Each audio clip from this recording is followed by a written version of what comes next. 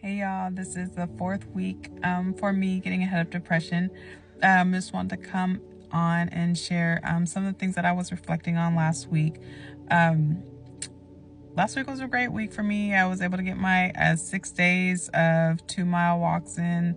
I didn't implement my tea that much, but I'm going to get back onto that routine starting today. One of the biggest things that I was reflecting on last week was depression with children. My two kiddos have been with me, obviously, from the start of the divorce until now. During that time, one of the things that I recognized was that instead of dealing with my emotions, I was suppressing them by, filling my time and my space with distractions and activities and things that were basically hindering my healing process versus really pouring into myself and recognizing the things that were going on with me. I didn't want to sit in my emotions, right? I didn't want to sit in any of that. When I say I was filling my days with activities, I had put my kids into everything possible. Ultimately, what I realized was that, by the time all those things were done, we would come home. We only had time to just, get in the bath, have dinner, and go. But it was during those times at night where that depression would hit me, where it would just be the complete sadness, the overwhelming sadness, just the crying. I don't know if anyone has experienced like trauma tremors, but it's like, your body's reaction to suppressing emotions. And so sometimes it was just like those jerking movements that would just like, wake your body up, or, have these body movements that were like jolting your body awake.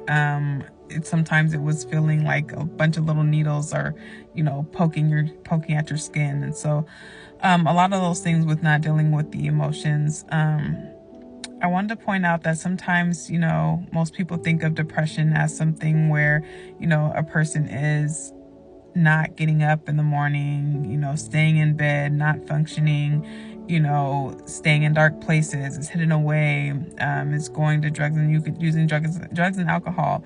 And sometimes that is what depression is like for people. But I also want to give another viewpoint of what depression looks like, for moms. I'm a mom, so depression looked a little different from me.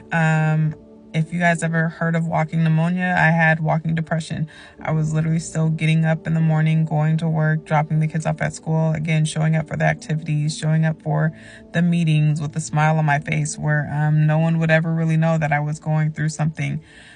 So while I was reflecting, I was really like being in an autopilot mode. And so I say all that to say is that, when I was suppressing my emotions, when I wasn't dealing with it, when I wasn't sitting in it, usually it was at nighttime. Who wants to sit in, depression? Who wants to sit with dealing with the emotions? We're just crying and grieving and whatnot.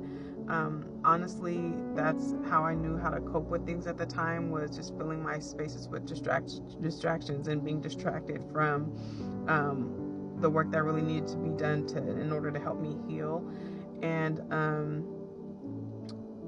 being in a space, like I said, I haven't experienced a parent with divorce. In my family, we didn't really talk about emotions. I rarely even seen my mom cry. I've just always seen her be the strong woman, and so in that instance, I felt like I had to be strong and I had to continue to do what I needed to do.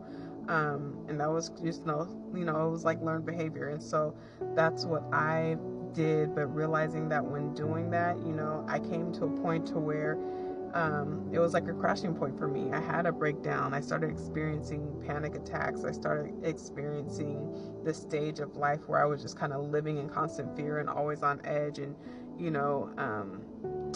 just a bunch of different things, anxiety, crying, sometimes I know what I'm crying about. So it was not dealing with that. I realized I had to put my pride aside and ask for help. I'm not big on asking for help. In my relationship, it was always like, figure it out, and kind of do it. And that's what I did. I didn't ask for help at all. I just tried to do everything on my own. But realizing now that I can't do everything on my own. I'm human. I have emotions. One of the biggest things that I want you all to know is that, if you're dealing with depression, You know, sometimes we don't think that it's depression because we're still functioning, but reality is, you know, looking at what we're doing to distract ourselves with the time that we have. I noticed last week when I started to, you know, fill my spaces with time, with my free time, I started, you know, trying to book events, or, you know, volunteering for certain things. And I had to take a step back and say, you know, what have I done for myself? Did I implement any self-care? What am I doing with my time that I could be using for healing, versus using it as a distraction?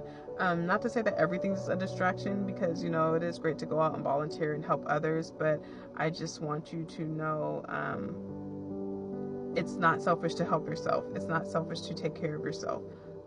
If you are somebody who is dealing with depression, especially as a mom, it's okay to say I'm depressed. It's okay to say I'm hurt. It's okay to say I'm grieving.